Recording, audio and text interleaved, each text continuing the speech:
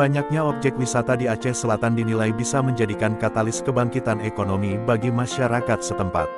Salah satunya tempat wisata pernah viral dan menghebohkan masyarakat Aceh Selatan di objek wisata Ujung Gantian, Gampong Pasim Rapat di Kecamatan Klut Selatan, Kabupaten Aceh Selatan.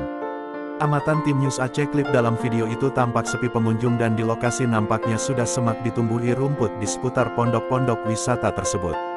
Katanya, Desa Gampong Pasim Rapat, Kecamatan Klut Selatan, Kabupaten Aceh Selatan pernah meraih juara pertama Lomba Gampong tingkat Provinsi Aceh tahun 2022.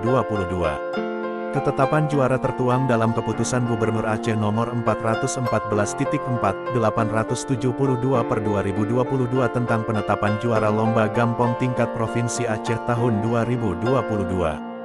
Di hari keempat Lebaran kata tempat ini sepi pengunjung, bahkan tempat bersantai dan pondok-pondok sekitar sungai sudah dipenuhi rumput ilalang. Pedagang di sekitar sungai juga tidak ada. Apakah EP Ramadan atau tempat ini belum dibuka setelah Lebaran? Semoga saja objek wisata ini bisa hidup kembali dan semakin diminati oleh masyarakat.